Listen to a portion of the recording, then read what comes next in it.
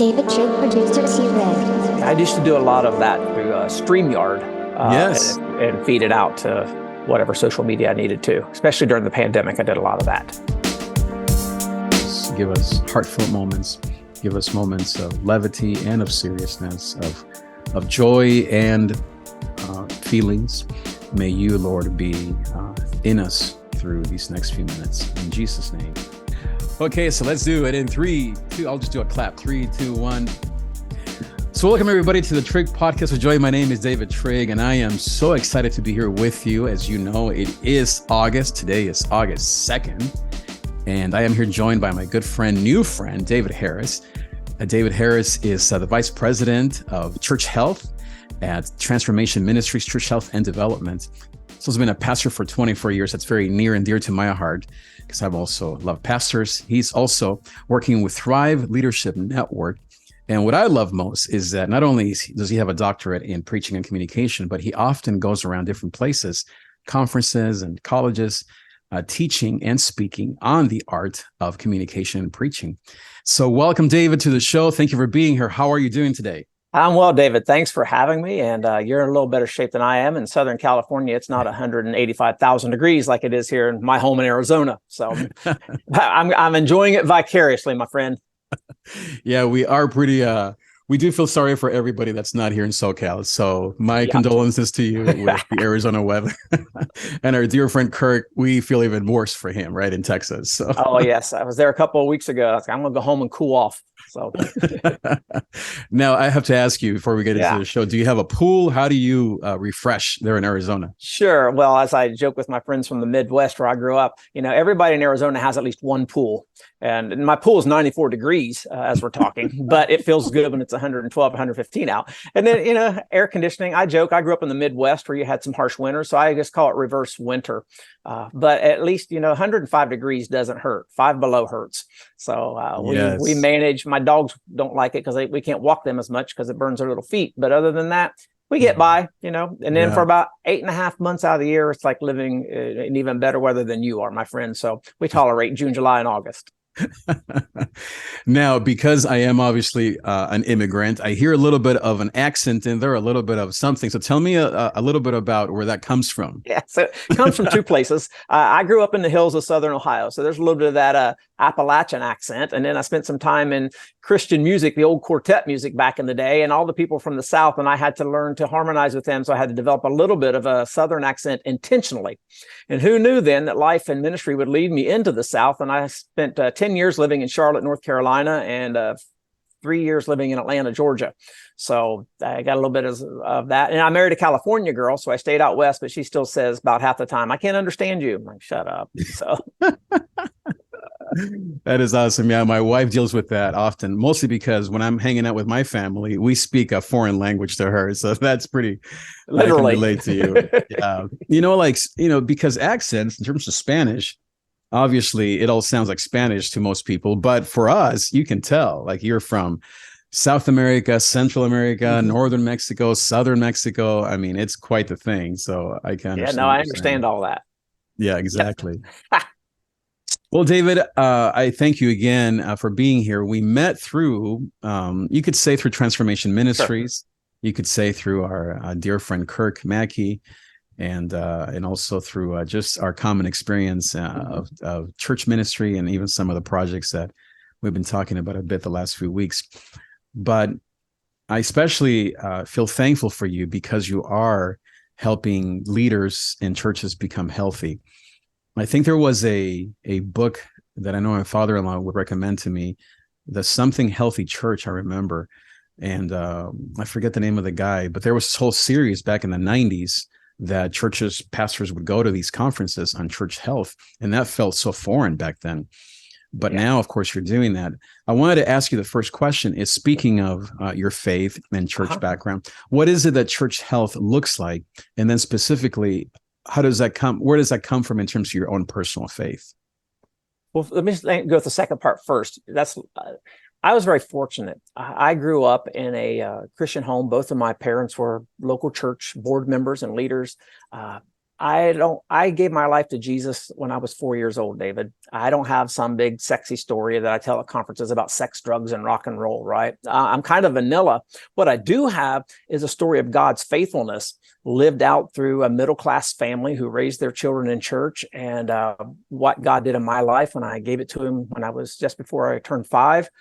When I was 10 years old in a summer camp missionary service, I told God he could do anything he wanted with my life. When I was 15, I felt that call to ministry, and it initially manifested itself in music, but then led me into the pastoral and preaching stuff that I do now, not knowing. And God's a wild driver. But ministry's been good to me. It's literally taken me around the globe multiple times. I've pastored in the Midwest, the South, the West Coast. And so I've not only made this a life of ministry, it's been my livelihood, and I get to enjoy all the benefits of doing those kinds of things. And I joke with people in the role I'm at now. Actually, not so much a joke. I said it jokingly once, then it actually resonated, so I quit joking. I've got enough ministry success to give me credibility when I'm with some people, but I've got enough scars in ministry to give me understanding. And so people listen to me because of my credibility, but I listen to them because of my scars. And so I'm enjoying the seat that I'm in. And church health is a unique thing. And we believe at TM that Transformation Ministries, that healthy pastors build healthy churches. If a pastor is unhealthy in his mental health, which is a hot topic these days, dealing with anxiety, depression, and a lot of those byproducts, if he has an unhealthy marriage, if he's got unhealthy practices or work habits, then the church is not going to be functioning optimally. Now, no person is perfect, but that's why we provide coaches. That's why we provide the room for transparency. And that's one of the benefits of transformation ministry. A pastor can come to me, be transparent about things that she or he is dealing with, and then we can walk with them. Where in some denominations, you go and you're transparent about a struggle or an issue in your life, in your marriage, a signature sin that you find yourself wrapped up in, and you're not out of your church, you're out of your livelihood. And so we work really hard about scaling those kinds of things, walking with people, so that we can build healthy pastors, and we provide coaches for all of them. And then these churches can become healthy.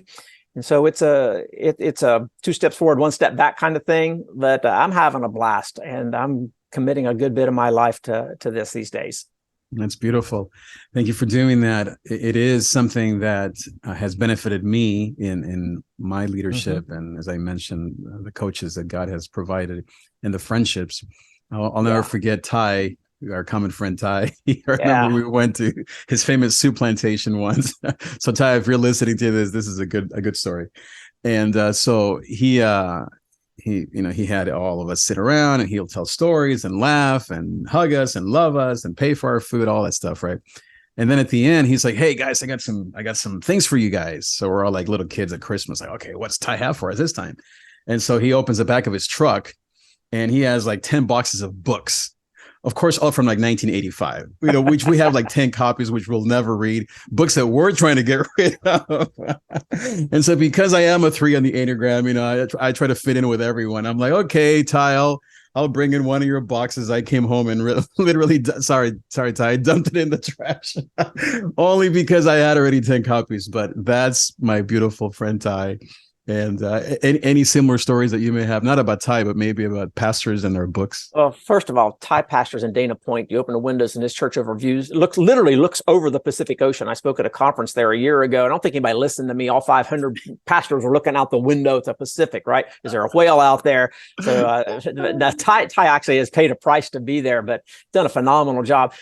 Here's the first thing I popped in my mind. Don't throw those books away. Take them to Goodwill, donate them. You get incredible tax benefits on your income taxes each year for books, truly, more so than shirts and shoes. So, so they're trying to educate America, apparently. I've got some older mentor pastors who, when they're retiring, they're cleaning out their libraries, and they'll hand me a box of books. And, some of the good ones I've had, and some of them have been around when they started in ministry 50 years ago. It's like, okay, guys, I appreciate it. Goodwill, here we come. Exactly. I like that. Yeah. But, here's the thing. This actually touches on something that's very important. And you and I hadn't talked about this in our prep for this conversation, but continuing education, formally and informally, for pastors. I was taught when I was in my early 20s from a senior sage kind of pastor, David, Leaders are learners. Always be a learner. And if you're a learner, you'll never get stale. You'll never become irrelevant, and you'll always be fresh. And how true is that in not just in the 21st century, but in a post-COVID type of thing, and how we're all learning together. So I benefited from that kind of advice. So I take this type of stuff, even if it's a box of books that look antiquated, I can leaf through and find a little bit here and there. There's some great nuggets from people of old. And here's the other thing. A lot of the stuff I see in some of those books it's written differently, but it's the same messages and conversations that we're having today that's just wrapped in a different package. Yeah, very true. So speaking of post-COVID, kind of the meat of our time, I wanted to spend talking about kind of the pitfalls and the opportunities, and starting with the positive and really focusing primarily on the positives. I think we all are familiar with the pitfalls, but I mean, both are important. But you see a lot, and you are perhaps more aware than anyone on what pastors and leaders are dealing with post-pandemic. And my guess is that there's this confusion on, do we go back and try to rebuild the church of old? Are there any maps for the future, or for the church of the future, et cetera? And then, of course, the dynamics of staffing and budgets and buildings. I guess my question was, and more of a conversation for you, David, to share with our audience, is post-pandemic, what are the opportunities and pitfalls that you see? Yeah, so start out in left field a little bit. In Joshua chapter 1, the book of Joshua. Uh-oh, did I lose you there for a second? I think you froze. Went up on the mountain and got stuff from God, parted the Red Sea. You froze for a second. I'm sorry, David. Can you go back just a bit? You froze for a second. Sure. So what I was saying was Joshua chapter 1 opens with these words: after the death of Moses. 5 words, seemingly innocent words, and yet they are so telling. Because for 40 years, this entire nation, this Exodus movement, several million people, had only known one leader, the guy who went and got they parted the Red Sea, got the 10 Commandments, the pillar of fire by night, the cloud by day, the man in the morning, the quail in the afternoon, all came through Moses. And now Moses is gone, and there's fear and there's uncertainty, and they're facing a crisis. And before they can get to the promised land and all God has for them, now you got all these people who weren't there when the Red Sea was parted, who didn't go every Tuesday and Thursday afternoon at 4:00 to take swimming lessons at the YMCA. They didn't know how to build boats or bridges, and they've got the Jordan River at flood stage. And Joshua has to basically do what Moses did. And then when you go on the other side of it, they've got the promised land, but oops, there's Jericho, and it's fortified, and they've got all that stuff. So it was a whole new day to get to the goodness and the promises of God, that once they got through those things, everything that God promised them all of a sudden becomes their reality. And I think that the pandemic didn't create certain crises within the church. It only accentuated some of the things that were already happening between church and culture that were somewhat on the unhealthy stage. But every time change is brought into our paths, it is always an opportunity for the positive.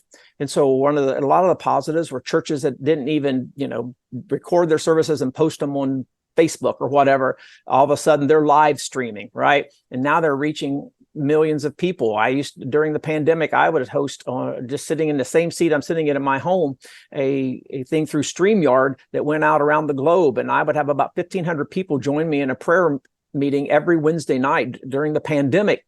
I was leading a Muslim in Bangladesh because his father and grandfather had COVID. I led an atheist in France to Jesus. I was ministering to people in Mexico, plus all the people here domestically. So all of a sudden, we have unprecedented opportunities to impact the globe. We also have an opportunity to see what were some of the things that we were majoring on that mattered to us inside the church, but didn't matter to the community at large. And we got a great opportunity to find out that kind of stuff. And one of the things we learned is some people were coming to church just out of duty and obligation. And when they were given the opportunity to come or come back, they chose not to. Now we've got to deal with some realities of what's that take. The positive side of that is pretty much all churches are doing some form of a hybrid, and there's discussion about how viable that is or not. But here's what I tell people. If you're impacting others who are sitting at home with a cup of coffee, or they're riding in their car, listening to it in their headset, you have an opportunity to touch their lives. And then if you can create then what I would call bridge opportunities, not inviting them into your church next Sunday. While a lot of that's happening, it's probably not happening effectively. Invite them to something where the things that matter in scripture and the things that matter in culture intersect. For instance, can you go and work at a local food bank or something with foster children or a rescue mission, and invite those people there? And when you do that, you're doing two things simultaneously. Number one, you're getting to serve, and all of us are called to serve to some degree or another. Secondly, you are vicariously creating an atmosphere and a culture of assimilation.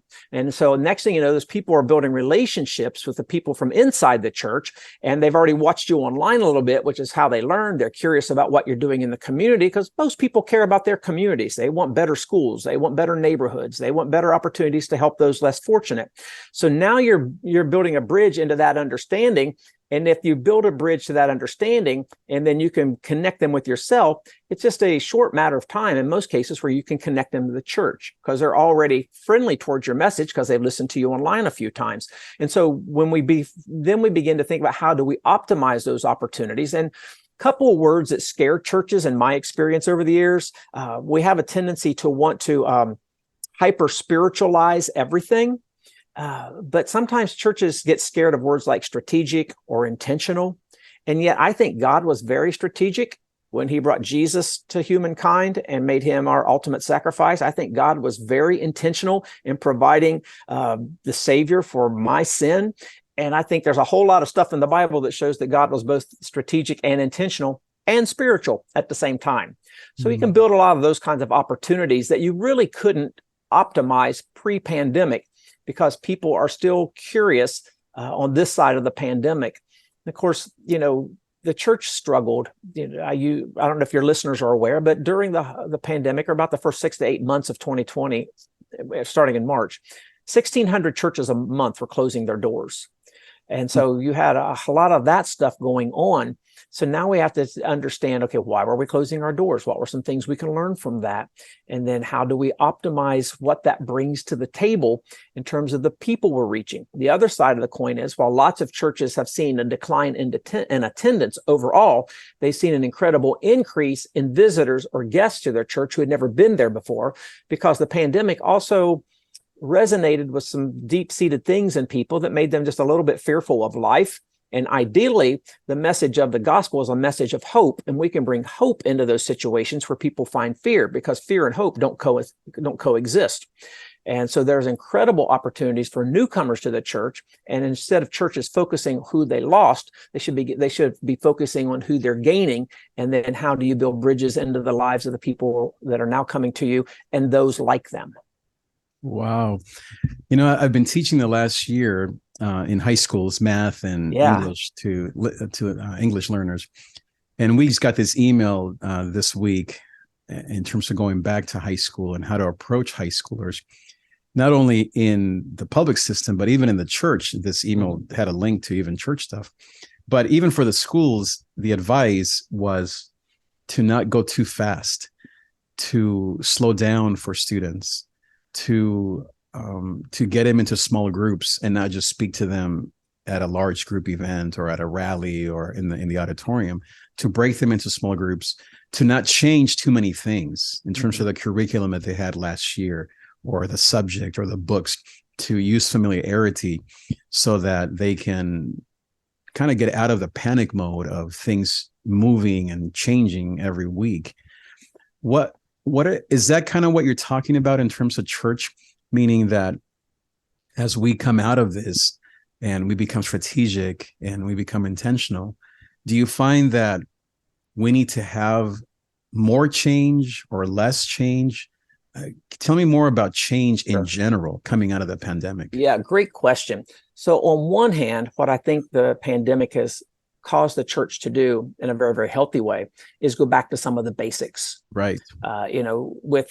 With all these conferences and I don't mean this in the least bit critical, because I come from this world, mega churches and their influence and all of that. Sometimes churches that weren't scaled that way were trying to mimic those things, and it wasn't working.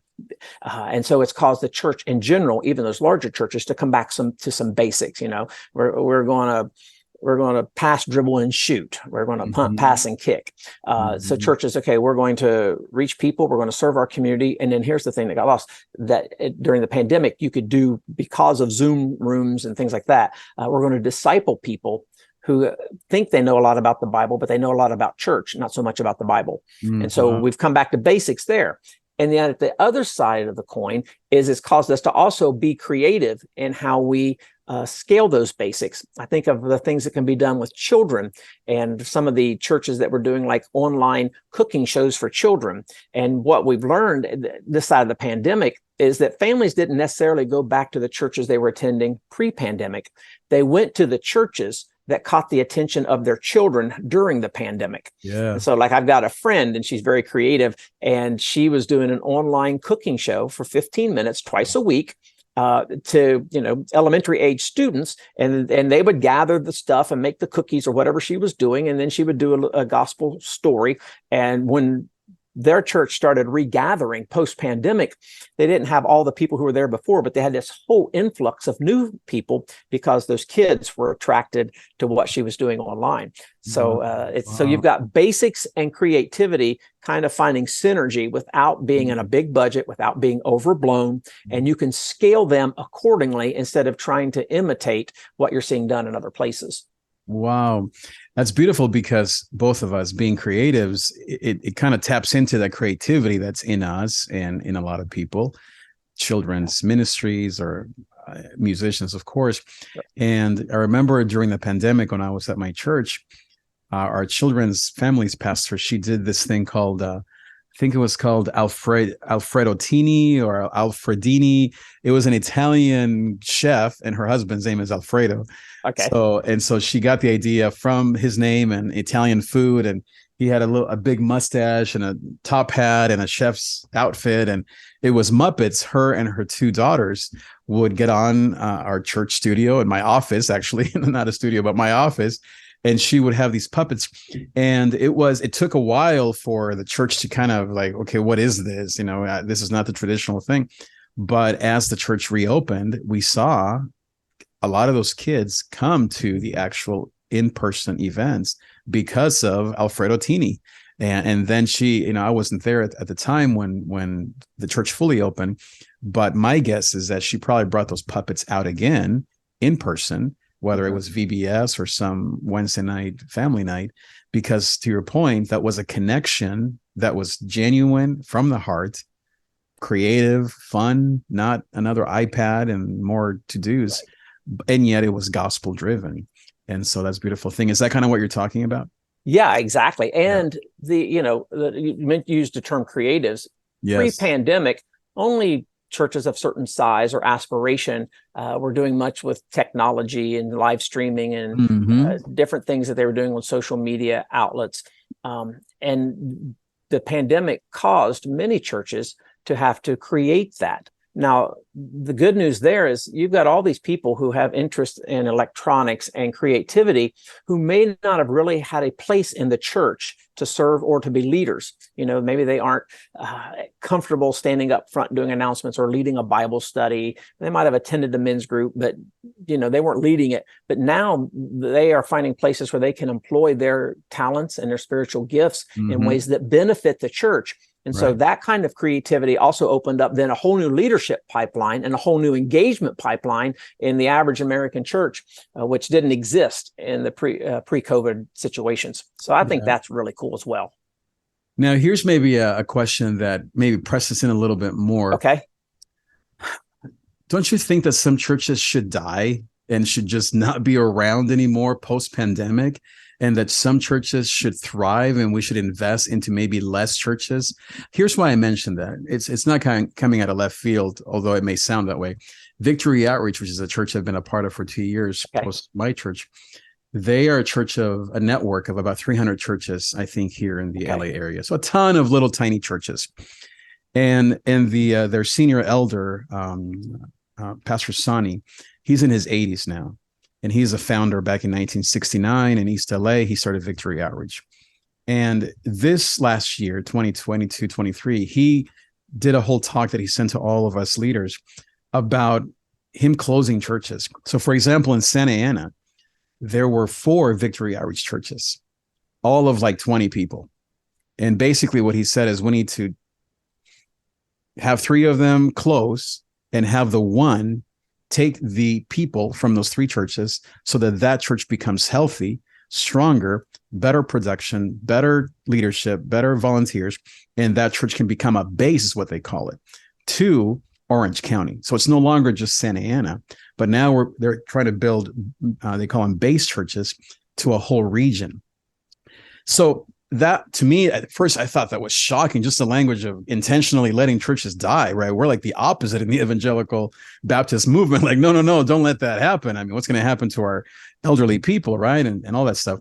But I found a lot of wisdom, and it's really worked. We've seen a growth in our church from 30 to 50 to 80 to 100 people in the last year because of evangelism, which VO is very known for, but also of these other churches being intentionally shut down.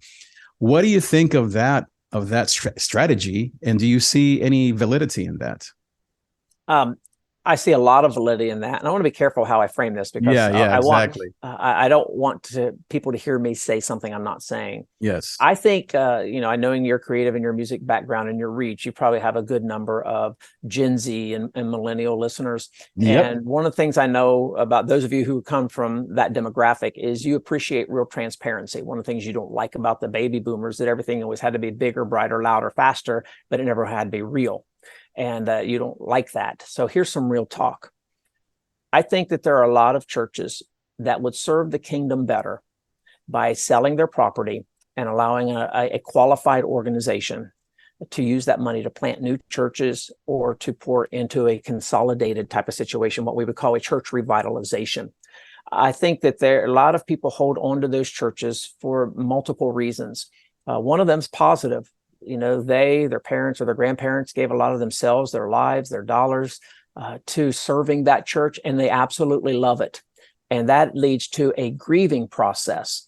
And so if those of us who are involved in maybe walking with them through that, we have to treat it like the loss of a parent or a grandparent as a form of grief, not as a form of resistance or rebellion or ugliness, because that hurts. Then there are those who just hold on to these churches for a sense of pride. No, I'm going to do this, and here's why, and I don't like the church down the street. And one of the things I would tell your millennial and your Gen Z leaders and listeners is that one of the things coming out of the pandemic that's a very positive thing, with so many churches having shut down and more really needing to, is that we're no longer just doing church for the over 60 crowd or the under 30 crowd, that more and more churches are realizing the benefit of being a multi-generational church family. That's it. And there are challenges. A line I stole from Andy Stanley on a different topic that works here is when we look at that, that's not a problem to be solved. That's a tension to be managed. There's still certain music style tensions that exist. We can find ways to work through that together, not around that, but through that. But I think that there's a lot to be said about the multi-generational aspect of doing church together instead of just doing church for the elderly or just doing church for the under 30 crowd. I was privileged to spend some time in China a few years ago, and that's how they do all of life in all of their communities, because you get the wisdom from the matriarchs and the patriarchs, and you get the energy of the youth, and they're finding a way to create this whole new Chinese culture that I found fascinating. We'll pause right here, David. On the other side of this Zoom, we'll restart this. I want to talk about millennials and Gen Z and mental health. So we'll pause here and we'll be right back. Okay, so welcome back, everyone, to the Trig Podcast of Joy. I'm here with Dr. David Harris, who is an expert in church health and also in communication and preaching. Before the break, David, we were talking briefly, we just got into it, about a very, I think, relevant and speaking of real topic of grieving and of restarting. And I specifically wanted to ask about millennials. As you mentioned, I would say 90% of my audience are millennials and Gen Z, the 30 and under crowd. Because of music and hip hop and some of the things that I'm involved with, those are the kids that tend to follow this program. Okay. And as you said, they don't have the bandwidth. Maybe our generation would say they don't even have the interest in their parents' generation or their parents' Oldsmobile. They've seen it fail. They've seen it maybe work, but they don't really, they're interested more in what I've seen is in us passing the baton. I would say second, and this has been my personal experience the last 2 years as a volunteer, is to mentor them. Like, please help me, just be here with me. One of my young pastors that I've been working with these last 2 years, she's 34, only been to a tier of Bible college. I have way more education that he even cares to have. But what he asked me, I mean, I did teach a Bible study and some of that. He wanted me to be in the water at Pirates Cove to help him baptize 21 people because he didn't know how to do that. Mm-hmm. He didn't know what to say. He was scared. He was nervous. He's 34, his first ministry assignment. Never done this before. And we were in the water, and this is very tender to me. We were in the water, and he's a pastor. I'm just the bass player. I'm just a volunteer, just there to support him. And I'm just waiting for the pastor to do his thing, right? He's literally just frozen. There's like 50 people watching, the whole Pirates Cove beach, all these people watching. These families are in the water with us. The waves are like almost turning us over. And he's just frozen. And I looked at him and I said, "Do you want me to do it?" And he's like, "Yeah." And so I went through my thing. So that's something beautiful that at least I've seen in some of the younger pastors. But what are you noticing from Gen Z millennial church leaders? What do they need? What are their dreams and visions when it comes to church health? Well, first of all, I want to back up a step and say, let's just not slip right past 21 people got baptized, right? So this ministry and this pastor are doing something incredibly well. They're baptizing 21 people at once.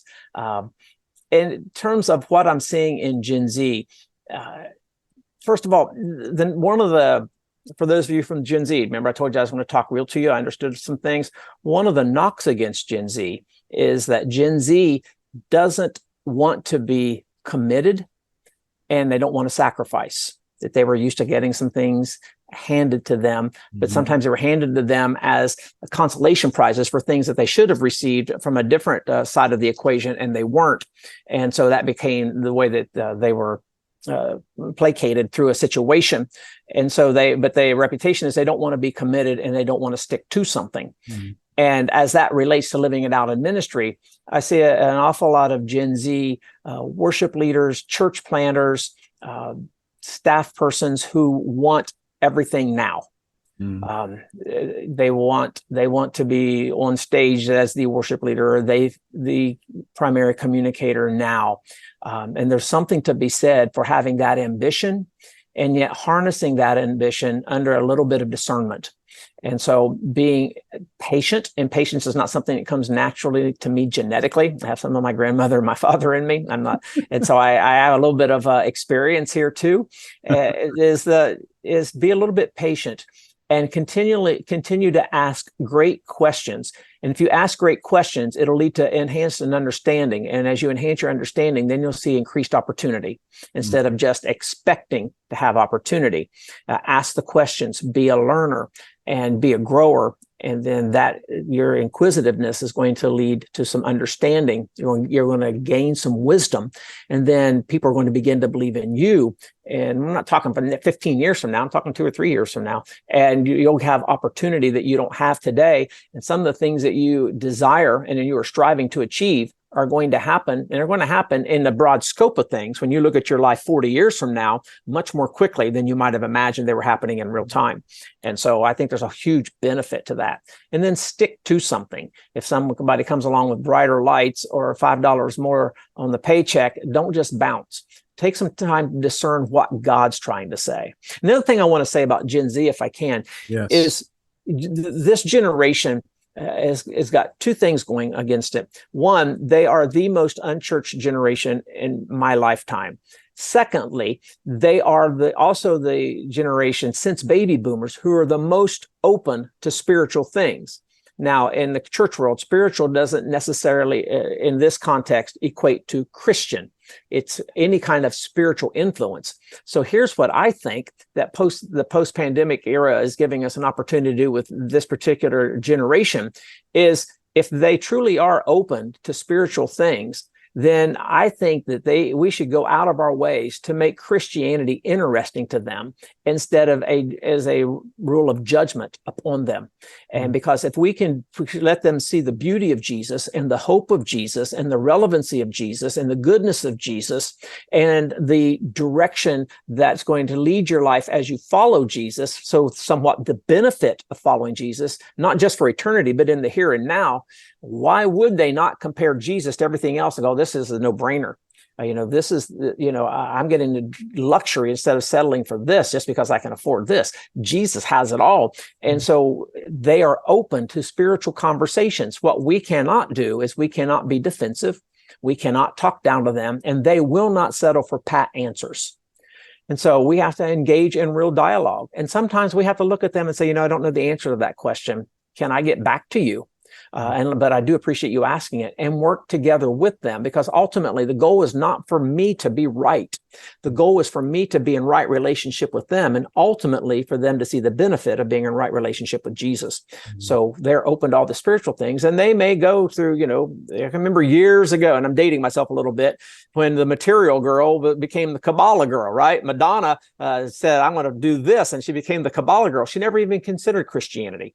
And so we've got to do a better job of representing Jesus to this generation. I totally agree with that. Working with them it's been about 8-9 years, but the last 2 years, especially post-pandemic, I've realized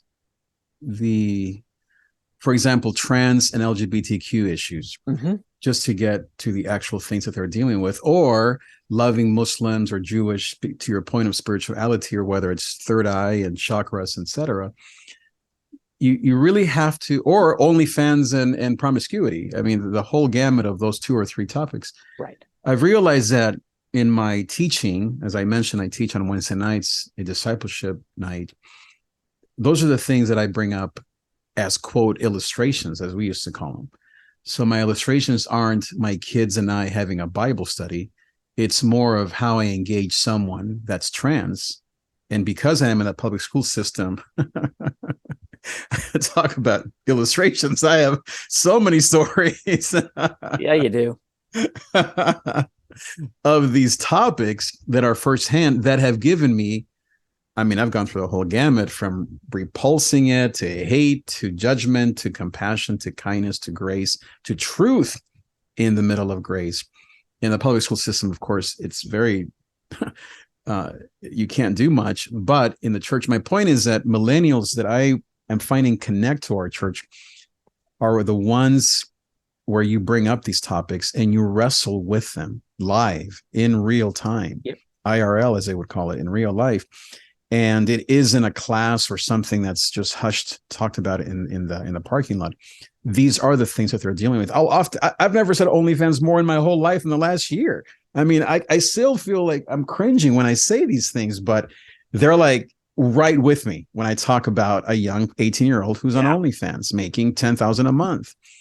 And now here's the thing. It's not just relevancy. It's bringing the gospel into that, where we would bring the gospel to, Sunday school or contemporary versus traditional, or outreach to the niños in Mexico.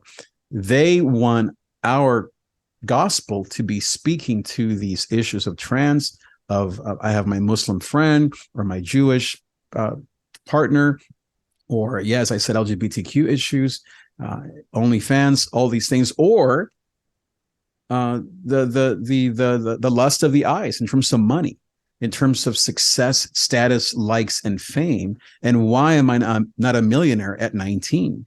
And all that comes with the pursuit of that.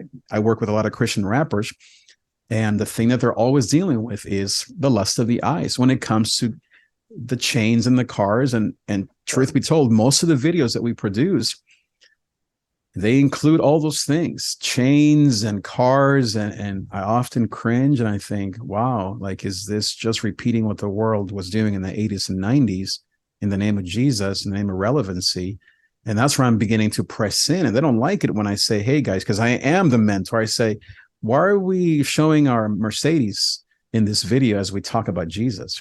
oh, pastors, we want to reach that next generation. I said, yeah, but that's the same thing that we would say back in the 80s and 90s on, oh, we want to be relevant. And we started to wash down the gospel. We started to just talk about spirituality or the universe, not about Jesus. What do you think are the dangers of Gen Z churches with regards to either addressing these topics of LGBTQ, et cetera, without any truth, or ignoring them?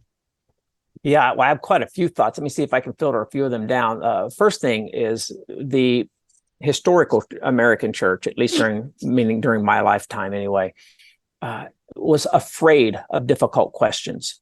And I think that one of the benefits, as you were asking about earlier, of the pandemic era, and when we think of 2020, you think of COVID, but I mean, also you had incredible political ugliness, you had major cultural and racial division, and some of those issues are still lingering. And I don't imagine the next political year is going to be any prettier than the last one. But all of that, you had this confluence where it all hit at once. And I think one of the benefits is it's caused the American church to have to be open to listening to questions and then finding healthy ways to address the questions instead of being afraid of the questions, because the questions aren't going away. And then we had to live through some of them. And some questions are better than others. But right now you're using the issues about the lust of the eyes and the LGBTQ and the trans and all of those kinds of things. One of the things that I would encourage your quintessential 20-something who listens to your podcast, David, and you do a phenomenal job of it, by the way, for what it's worth. Thank you so much. Is some of the things that you might see as success, there is an enemy out there fighting against you who sees as entrapment. So you get entrapped into an understanding of what life and lifestyle and success are supposed to look like. And so then the goal of your life is X amount of money, or X amount of notches on your bedpost, or X amount of vehicles in your garage, or homes in your portfolio. In and of themselves, except for the one, there's nothing wrong with those things. But when they become the desire of your heart, that means that they are overriding what should be the true desire of your heart, and that is the love and goodness of God through his son, Jesus Christ. And it becomes an entrapment. And then something goes wrong, your career, your music project, your marriage gets derailed. And then you spend the rest of your time entrapped in trying to get that, which can lead to debt, which can lead to potential dead-end relationships, which can lead to you spending all of your time in pursuit of those things. And again, with the exception of the notches in the bedpost, in and of themselves, nothing wrong with those things. It's just that the pursuit of those things has overridden the pursuit of God. And the Bible says that when we pursue God, then all things become possible to us. Yes. And so allow God to take what you have, the talent that he's allowed you to enjoy here on earth, and you steward it towards him, and you can still have some of the other blessing and the benefit. But then I would encourage you to employ the word discernment into how much of that benefit is healthy. Just because you can do something doesn't mean you should do something. Just because you have access to something doesn't mean that that something is beneficial or bettering to you and your life. And so understanding God's call and purpose on your life, and all of us have that, not just pastors or worship leaders or children. Every single person who's ever taken a breath on planet Earth has a purpose from God and is gifted and wired to achieve that purpose. Yes. And so the betterment, there's nothing wrong with it, but the benefit comes from when the betterment is yielded to the purpose of God, and then all these things come and work together for good. That's amazing. That would be my 2-minute insight. Powerful. I love everything that you said there. Two more topics, and maybe we can wrap this up, that I think are very relevant again to my audience: mental health and biblical manhood. Thought we'd end with the easy ones. Yeah. So let me start with biblical manhood, or toxic masculinity, as the red pill movement, if you're familiar with the RP movement, and Andrew Tate and Fresh and Fit. So in the last year, post-pandemic again, this red pill movement has just blown up on YouTube and TikTok. And what I mean by that, for maybe those that may not know what I'm talking about, is the Andrew Tate phenomena that comes from churches and young people feeling like no one is valuing what true masculinity means, and that churches, religions have mostly served women and become feminized or feminine in terms of what they do, LGBTQ issues, back to that, the Me Too movement, that all men are evil and toxic, and not to, of course, take away from some of the horrors, but the pendulum having swung so much pro-feminism that men are no longer valued. Now, here's where it meets the road. So again, I teach math and English at high schools here in LA Unified. And so there was this young 17-year-old Hispanic, very good-looking young man. He raps, so we got talking about music. And then one day he stopped. He asked me if there was any positive music that I could recommend to him. I said, oh, of course. I gave him some of my guys, and he loved it. One day he stopped coming to church. To school. I asked his friend, he said he got his girlfriend pregnant. And so then he came back for a couple of days. We're on the bleachers talking, and he was very too rude in terms of what he could have done better and very graphic for my taste.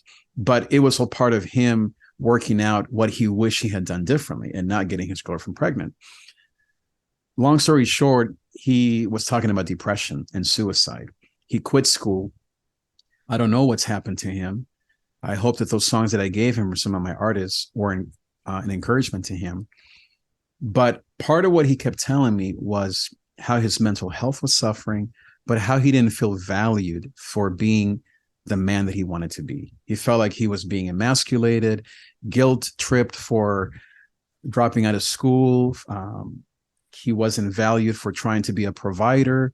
He didn't know what being a man really meant. He just thought it was about having sex with girls and having babies or having chains and gold and selling drugs. He lacked a father in his home, et cetera, et cetera. The schools didn't teach him anything about being a man. What are you seeing in terms of that, in terms of young generations and biblical manhood? And what do you think is the biblical response to men in church?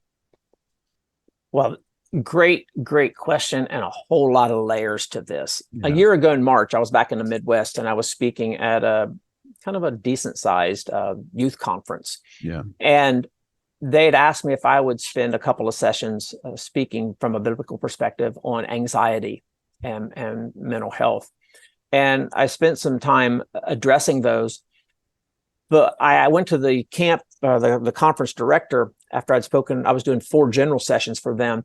And after I did Friday night, I just went to him and I said, instead of doing what I planned to speak on tomorrow morning, there was such a response for prayer and for help and with the cabin counselors and stuff there at this conference center that I said, I got messages to each of the cabin counselors. And I said, have each person take a 3x5 card and write 1 or 2 questions that they would like to know on this topic, which was about as broad as the things you were asking me. And I will answer them live and unrehearsed tomorrow morning in front of the General Assembly. Oof. Yeah. Scary. It's the most scared I've ever been since you mentioned that I do communication stuff. And I was on a panel sitting in front of about 1,200 college students who could ask anything they wanted. And all the cultural questions seemed to come to me. And so I addressed those. And I had most of the questions had to do with either mental health, sexual identity, or in what I believe is the byproduct of sexual identity, and that is what you're calling this masculine Christianity and stuff.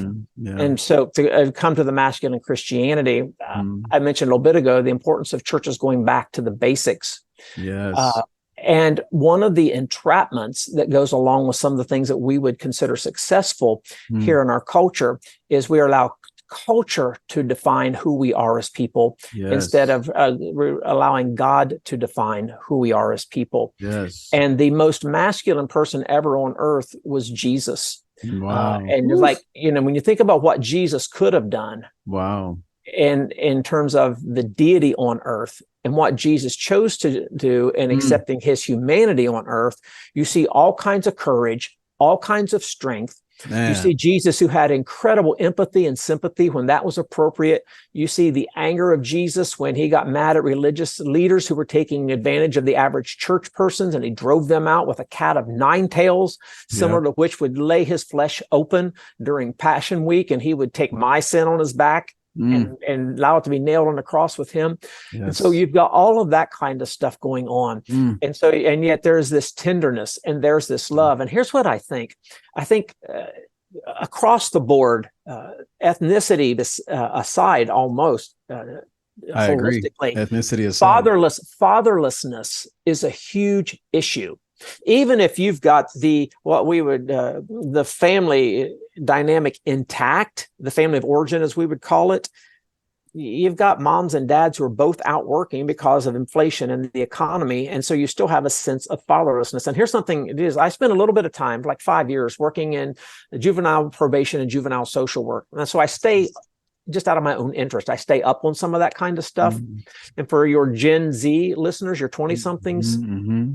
here's what I know.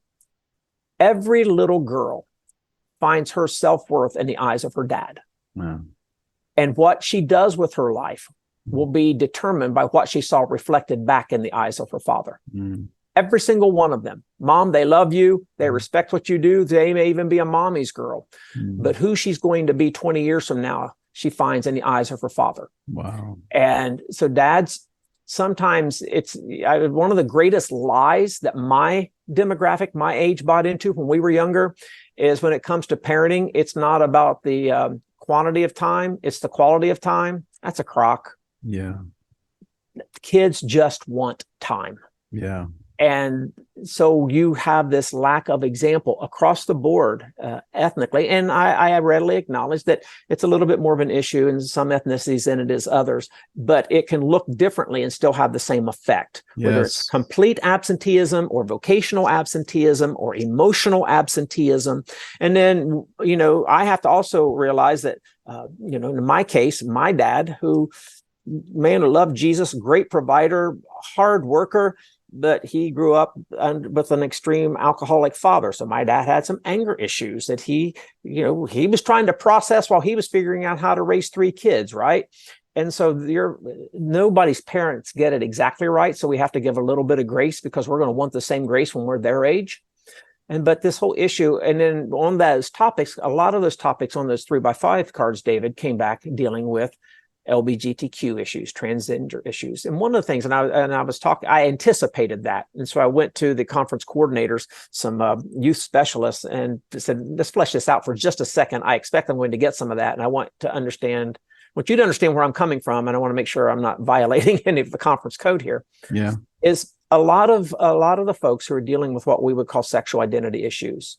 It's not a matter of whether you're heterosexual or homosexual or looking to be transgender. At this age in your maturity, it's more like sexual confusion because of all the influences that you're exposed to. And we can't be naive. You can't just hide from all the influences. You walk through the mall, there are mannequins in the window. You turn on YouTube, you go on your favorite social media channel, even in, television shows that my wife and I would watch. You can't hide from it. So rather than stick our heads in the sand, let's pull our heads out of the sand and let's address it head on. But a lot of this is the influence that's creating what I call sexual confusion, not an established sexual identity. Mm-hmm. And I think churches should do a better job of embracing this, and not just through their youth pastors. I think from the pulpit and senior pastors. I was speaking at a church in Kentucky a few years ago, and somebody had picked up a message I had on sexuality and sex and stuff off of my table at the time. And they listened to it and then asked me, could you come back and do this message? Because I've gone to this church my whole life and never heard our pastor do one message on sex or human sexuality. Wow, that's awesome. And the Bible's got a lot to say about that. And I think we are doing a great disservice to our culture and to our up and coming generations by not addressing it from a biblical perspective. Because if you don't create the narrative, someone else will create the narrative for you. Yeah. And we have God's narrative for what's best for human sexuality. Now, there's a whole lot of underlying stuff. There are abuse cases and there are different things that lead into stuff. And some men are just born with more effeminate tendencies. And I don't mean that in a bad way. They just are. Okay, but we can still work with that. And so we're not going to deny that's there, but I'm talking in the main. Okay, I'm not talking about the 1 or 2 one-offs that somebody might be imagining while I'm talking. So, right. But I come back to Jesus on this issue. And I know that sounds trite and cliche, but if your viewers would actually spend a couple of hours doing a qualified understanding of who Jesus really is, and see the compassion and the kindness and the tenderness, and yet see the strength and the courage and the humility. it all comes up into deity personified and what I want to be more of in my life. And it'll answer a lot of the questions. Now, your listeners don't live in a vacuum. Your math students still have to go to a LA Unified School District and deal with, I don't know if your generation still uses this or not, peer pressure, right? Oh yeah, sure. But you still got to deal with all of that. And that's where high capacity youth pastors and youth groups, and I think youth groups that transcend just local churches. I think our churches need to do a better job of coming together for the good of the youth in our community. Yes. And instead of just the good for the youth in church ABC. Yep. And find the kind of things to do on an ongoing basis, whatever that looks like. Our church partnered with several churches here in the greater Phoenix area when I was still pastoring this time last year. Every Thursday night, we take a bus out to the areas of Phoenix that are known to have a lot of prostitution. And we literally bring prostitutes on this bus, separate them from their johns, find out if they need clothing, do they need deodorant, do they need toothpaste, do they need underwear, whatever, socks, and give that to them. But we always ask them, if you don't want to go back out there, you have these items, you're free to go. We'll give you some more next week if you need them. But if you want to leave this life, would you let us know? And we'll drive away right now. We've been shot at. But that's the kind of stuff. But then we had a pretty strong young adults group, the 20 somethings, and all of a sudden this became their passion. Yeah. And they were giving this Thursday nights of their lives to go do this. It was amazing. So you got to give people something bigger to live for than what they're settling for. Yeah. It's so beautiful what you said. All of those things are exactly right. And what my experience, maybe an encouragement to established pastors, older pastors, elder boards, is to engage these topics. There isn't as much of a stigma as there was in the past about engaging the topics. The stigma is when you don't. The disconnect is when you don't, as a pastor, engage these topics. That would be the first thing I would say. Second is, don't be afraid that you don't know the answers or you're not up on the latest thing. There is nothing new under the sun. It's still promiscuity, fornication, adultery. It's still the same things that Jesus and even in the Old Testament. I mean, these things have been around. So don't be afraid of the topics because you don't know what OnlyFans is. It's look it up and you'll be disgusted to know, but it's the same thing as always. Here's the hope. The third thing is, to your point, the answer is Jesus. The answer is biblical truth. The answer is what you already know in your heart, what changed you when you were a young kid or an adult or a teenager. The same truth is what people today in 2024 need, what my high school kids need. It's the same truth. So you already have that knowledge and the understanding and the compassion. You already have experienced that grace that changed you when you were a kid, or maybe what you saw in your kids or the struggles that they went through. You already have the answer within you, in the Word of God, in the Spirit, in the church that you pastor. But you have to enter it from that first thing I said, is you have to enter it from the engagement position, to engage them in these topics. And as I said, you might not be ready to do it as a 10-week series on LGBTQ and trans and Jesus. Maybe that's not quite where you're at.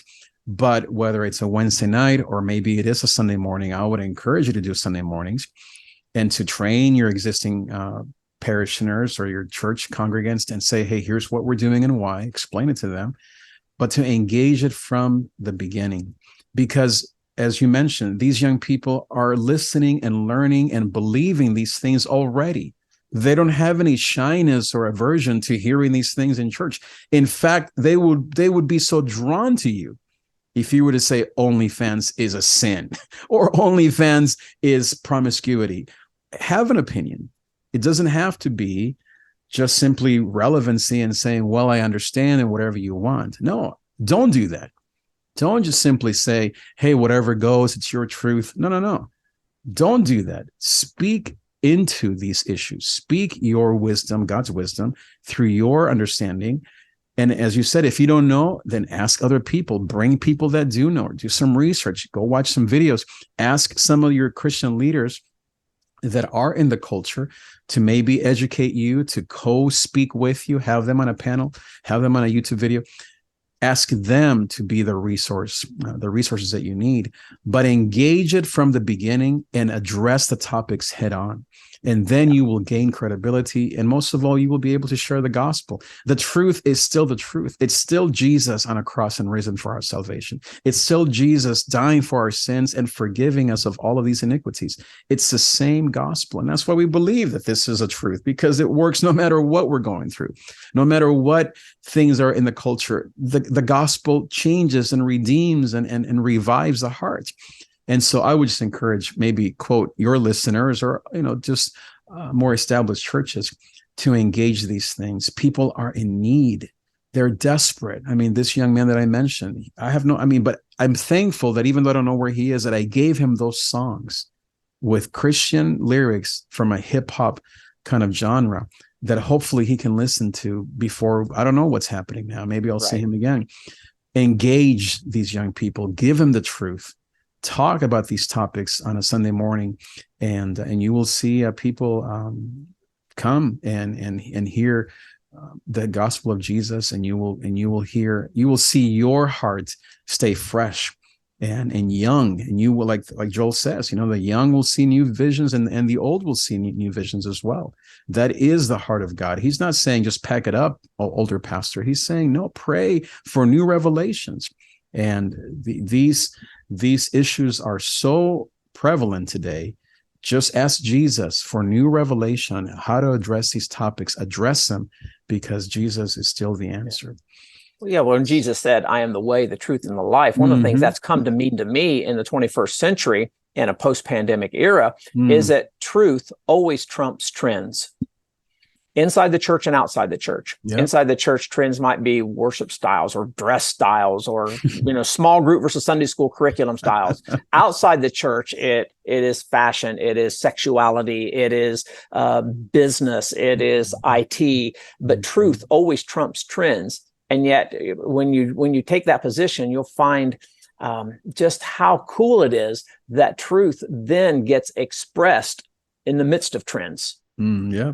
And so I just think that's a great thing that you're doing. And the fact that you're engaging people from all musical genres, and God's given you that mission field, David, I absolutely commend you and the work that you're doing while you're teaching some math to students. I'm somewhat mathematically challenged. I can spell okay. I just don't add and subtract so great. But that the work that you do with music from all genres and the influence God's given you and the bridges that you're building, somebody's got to plant the seeds, somebody's got to water the seed, and eventually it goes into a full-blown harvest. And it takes a while, in a lot of people's lives. And the younger listeners, especially with the different things that are going on, the voices that are vying, not just for our attention, but for our souls. It's multifaceted. I want you to hear me say it's multi-layered. I don't have pat answers for everything you're going through. And I'm working hard at discerning the different tiers of understanding complexity that you're having to navigate. And I had to navigate the ones that were there in my era. David had to navigate the ones there in his era. And I'm working hard to understanding the ones that are in your era. OnlyFans, it's a big deal. It's a big deal. And if you're a young man or a young lady and you know that you can make $10,000 a week or a month by, showing your feet, so to speak, it's hard to go say, well, I'm going to go to college and, go into debt for $100,000 when I can make this kind of money at the age of 18 or 21 or whatever. So it's complex. And I respect the complexities that you're dealing with. And I still come back to the basics of what scriptures have to say through Jesus. That's it. Well, I think we are almost to the end of our convo, David. I want to just ask you the last few minutes here. I know that people are being stirred by your work. They may want to have you be a guest speaker or maybe follow you on social media. How can people get a hold of you? Oh, I appreciate you asking. If you're interested, I don't know all the numbers. I'm David Harris in Scottsdale, Arizona. If you'll find me on Facebook, on Twitter or Instagram, Dr. David C. Harris. You can find me using that handle at both Twitter and Instagram, and my email address. You can reach me at dharris@tmchurches.org. dharris@tmchurches.org. I'd love to hear from you. I'd love to be a guest on one of your podcasts or blogs or something. And I just appreciate and invite David to be a guest on your show too. He does a phenomenal job of being the host, but I know that he's got some material and some wisdom he'd like to share as well. And he can do it in another language, and I cannot do that. So. Gloria a Dios. Yes, that's right. Yeah. Well, and when can we get you, David, to start your own podcast or your own content on YouTube? Are you there already? No, you know what? I've started and stopped. It's not an interest thing or competence thing. I need somebody like yourself to walk with me through the mechanics, and I would start this thing next week if I could, because I've got some interesting stuff coming up between now and the end of the year that I would love to share with the world, not for my own self-promoting benefit, but because I think I can contribute to some things that your listeners such as yours might appreciate. Oh, wow. Well, I'd love to help you, and maybe we can talk later about it. And I'd love to come back and be a guest again. Absolutely. You're welcome back for sure. I appreciate it. I want to thank everybody for being here on this episode. I think that you have learned that we really care, and that David and the churches that he represents, and just him as a human being, he really cares about you. And you, the listener, wherever you're listening from, wherever you're going through, know that we really care, and that we as a Church of Jesus Christ are here to equip you as a young pastor, as a young leader, as a musician and creative. We understand your journey.